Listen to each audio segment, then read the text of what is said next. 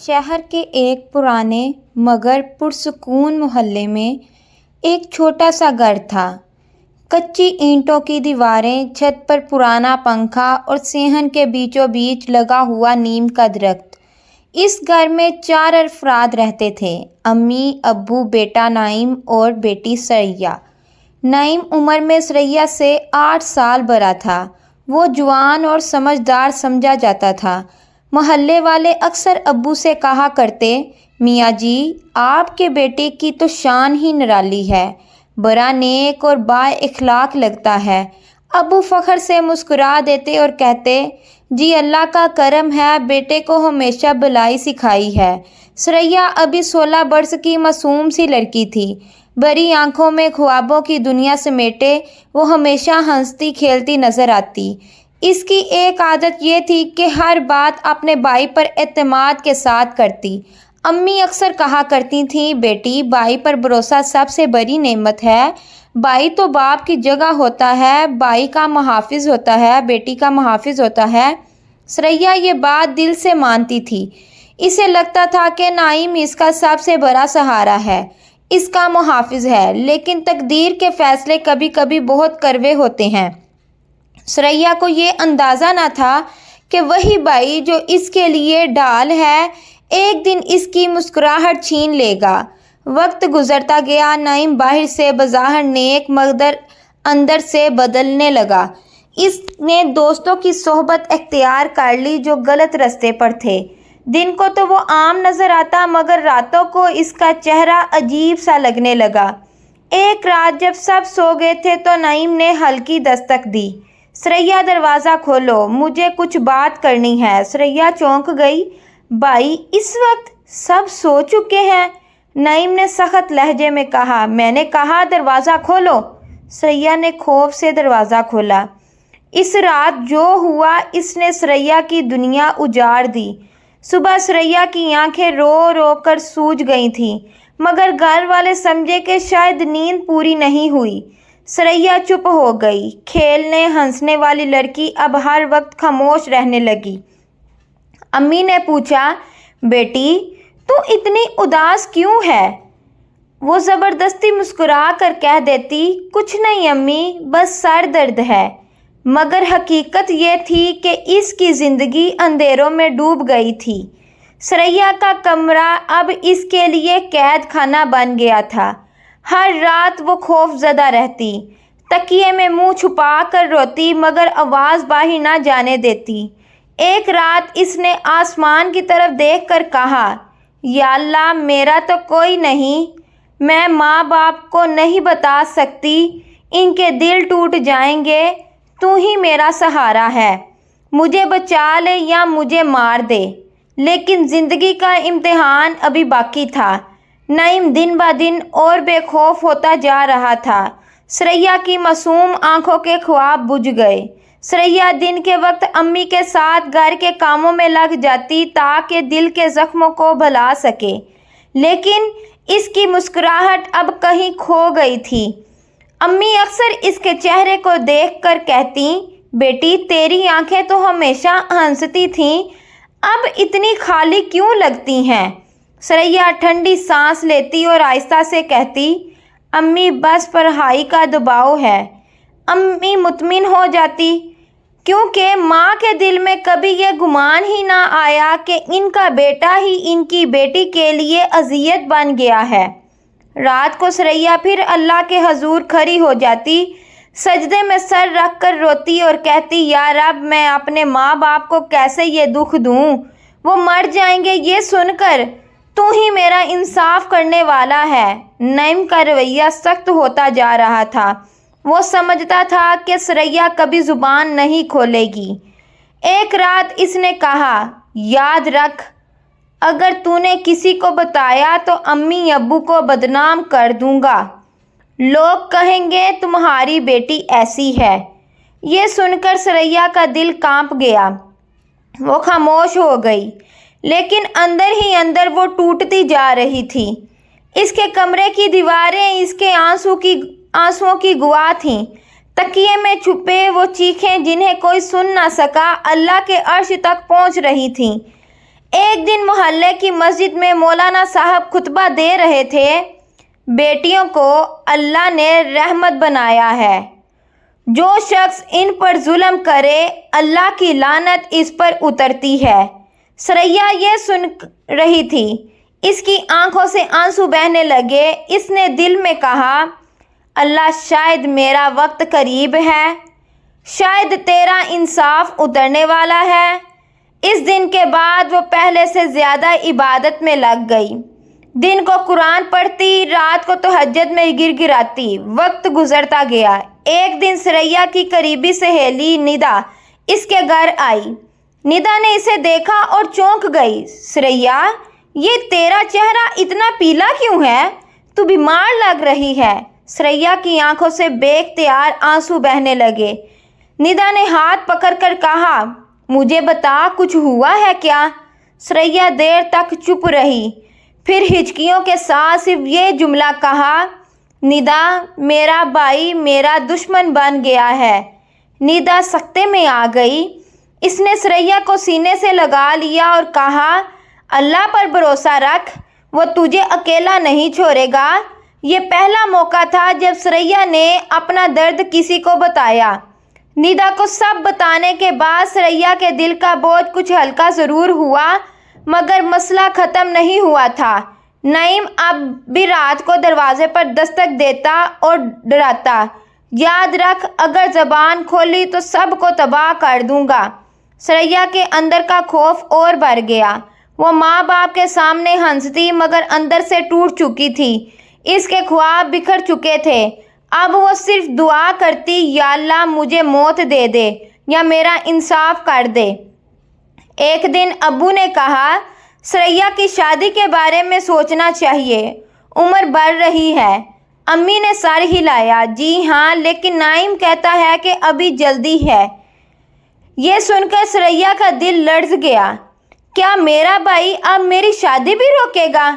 رات کو اس نے پھر اللہ سے رو رو کر کہا، یا رب، تو ہی میرے لیے سب کچھ ہے، مجھے اس قید سے نکال دے۔ ایک دن نعیم اپنے دوستوں کے ساتھ محلے کی ایک دکان پر لڑائی کر بیٹھا۔ لوگوں نے دیکھ کر وہ بدماشوں کی طرح چیخ رہا تھا۔ محلے میں اس کی عزت گرنے لگی۔ ابو نے ڈانٹتے ہوئے کہا، نعیم، یہ کیا حرکت ہے؟ لوگ باتیں کر رہے ہیں۔ نعیم نے گستاخی سے کہا، ابو، آپ مجھے کچھ نہ کہیں، میں اپنی زندگی خود جیتا ہوں۔ یہ سنتے ہی ابو سکتے میں رہ گئے۔ وہ بیٹا جو سب کے نزدیک فرشتہ لگتا تھا، اب اپنا اصل رنگ دکھا رہا تھا۔ ندا نے ثریا کو کہا، سنو، اگر یہ سب ایسے ہی چلتا رہا تو تیری زندگی ختم ہو جائے گی، تجھے کسی کو بتانا ہوگا۔ ثریا نے آنسو صاف کرتے ہوئے کہا، ندا، اگر میں نے کہا تو میرا گھر ٹوٹ جائے گا، ماں باپ زندہ نہیں رہ سکیں گے۔ ندا نے گہری سانس لی، لیکن بہن، ظلم سہنا بھی گناہ ہے، کبھی نہ کبھی سچ سامنے آ کر رہے گا۔ یہ بات ثریا کے دل کو لگ گئی۔ چند دن بعد ایک حادثہ ہوا۔ نعیم رات کو گھر آ رہا تھا کہ رستے میں پولیس نے اسے روک لیا۔ اس کے دوستوں کے پاس نشہ ور چیزیں نکل آئیں۔ پولیس نے سب کو تھانے لے جا کر بٹھا دیا۔ خبر محلے میں پھیل گئی، نعیم تھانے میں ہے۔ ابو کا سر شرم سے جھک گیا، امی کا دل بیٹھ گیا۔ یہ وہ پہلا موقع تھا جب نعیم کی حقیقت سب کے سامنے آنے لگی۔ نعیم کے تھانے جانے کے بعد محلے میں چہمگوئیاں شروع ہو گئیں۔ ایک پڑوسی نے ابو سے کہا، میاں جی، یہ تو بڑی شرمندگی کی بات ہے، آپ کا بیٹا تو نیک سمجھا جاتا تھا۔ ابو کا دل ٹوٹ گیا۔ وہ گھر آ کر بولے، نعیم، میں نے تجھے ایمانداری سکھائی تھی اور تو نے ہمیں رسوا کر دیا۔ نعیم نے ہنستے ہوئے کہا، ابو، یہ سب معمولی باتیں ہیں، लोग तो बातें करते ही रहते हैं। सरैया एक कोने में बैठी ये सब सुन रही थी। इसका दिल कह रहा था, अल्लाह की पकड़ शुरू हो चुकी है। एक रात निदा घर आई। इसने कहा, सरैया ये मौका है, अब तो सब जानते हैं कि तेरा भाई बुरा है। अगर तू सच बता दे तो कोई यकीन करेगा। सरैया का चेहरा जर्द हो गया। निदा, मैं माँ बाप को कैसे ये सदमा दूँ? निदा ने मजबूत लहजे में कहा, सच छुपाने से जुल्म बढ़ता है। अल्लाह ने तुझे आवाज़ दी है, इससे दुबाना जुर्म है। सरैया ने पहली बार दिल में हिम्मत पैदा की। इसने सोचा, शायद वक्त आ गया है कि मैं अपनी खामोश चीखों को आवाज़ बना दूं। अगले दिन एक वक्त क्या हुआ जिसने सबको हिला कर रख दिया। मोहल्ले की औरतों में से एक ने अम्मी से कहा, बाजी, आपके बेटे के बारे में अजीब बातें सुन रही हूँ। कहते हैं कि वो अपनी ही बहन पर जुल्म करता है। क्या ये सच है? अम्मी के कदम डगमगा गए। उन्होंने फौरन सरैया को बुलाया और रोते हुए कहा, बेटी, लोग ये क्या कह रहे हैं?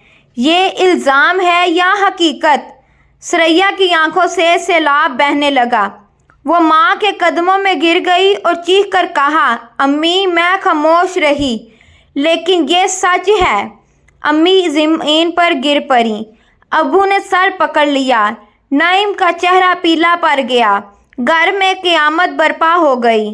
अबू ने गुस्से में कहा, नईम, तूने ये क्या जुल्म किया? अपनी ही बहन की ज़िंदगी बर्बाद कर दी। हम किस मुंह से लोगों को जवाब देंगे? नईम के पास कोई जवाब न था। चंद दिन बाद मोहल्ले के लोग इकट्ठे हो गए। अबू ने सबके सामने ऐलान किया, ये बेटा मेरा नहीं, ये हमारी इज्जत का कातिल है। पुलिस ने भी सरैया के बयान पर नईम को गिरफ्तार कर लिया। अब वही लड़का जो कभी सबकी आंख का तारा था, सबके सामने जलीलो रिस्वा हो रहा था। नईम को गिरफ्तार करके हवालात में डाल दिया गया। वहाँ का अंधेरा और सर्दी इसके गरूर को तोड़ने लगी। इसने पहली बार सोचा, मैंने क्या कर दिया, ये सब क्यों किया? लेकिन अब पछताने का वक़्त गुजर चुका था। माँ रोज़ रात को रोती और कहती, ये मेरा बेटा नहीं हो सकता, या अल्लाह, ये कैसा इम्तिहान है। अबू का दिल टूट चुका था। वो दिन रात खामोश रहने लगे। चंद हफ्ते बाद केस अदालत में पहुंचा। सरैया पहली बार सबके सामने खड़ी हुई। जज ने पूछा, बेटी, क्या तुम पर तुम्हारे भाई ने जुल्म किया है? सरैया ने बहादुरी से कहा, जी हाँ, यही मेरा मुजरिम है। पूरा कमरा अदालत सुनकर सकते में आ गए। नईम के चेहरे पर शर्मिंदगी और खौफ के साए थे। गवाहियाँ, सबूत और हालात सब कुछ इसके खिलाफ थे। आखिरकार अदालत ने फैसला सुनाया। नईम को इसके जुर्म की सज़ा दी जाती है। नईम जेल चला गया। अम्मी और अब्बू अपनी टूटी इज्जत और दुख के साथ जी रहे थे, लेकिन सरैया ने फैसला किया कि वो अब अपनी ज़िंदगी को दूसरों के लिए रोशनी बनाएगी। इसने मोहल्ले की बच्चियों को तालीम देना शुरू की और कहा करती, बेटियों, अपने हक के लिए आवाज़ बुलंद करना सीखो। खामोशी कभी कभी सबसे बड़ा गुनाह बन जाती है। इसके अल्फाज बच्चियों के दिल में उतरते। इसकी आंखों में अभी भी दर्द था, मगर वो इस दर्द को दूसरों के लिए ताकत में बदल रही थी। वक्त गुजरता गया। नईम जेल की तन्हाई में अपने गुनाहों पर रोता रहा, लेकिन वापस पलटने का कोई रास्ता ना रहा। सरैया की खामोश चीखें अब सब्र की कहानी बन चुकी थीं। वो अक्सर कुरान की ये आयत पढ़ा करती, बेशक अल्लाह जालिमों को पसंद नहीं करता, और फिर कहती, रिश्ता ख्वाह कितना ही करीबी क्यों ना हो, अगर वो जुल्म करे तो अल्लाह इसे जलीलो रसवा कर देता है। एहतताम, ये कहानी हमें ये सबक देती है कि ظلم کو برداشت کرنا کبھی کبھار ظلم سے بھی بڑا گناہ بن جاتا ہے۔ اللہ کی عدالت سب سے بڑی عدالت ہے، وہاں کوئی گواہی، کوئی ثبوت چھپ نہیں سکتا۔ بیٹیاں اللہ کی رحمت ہیں، ان پر ظلم کرنے والا کبھی کامیاب نہیں ہو سکتا۔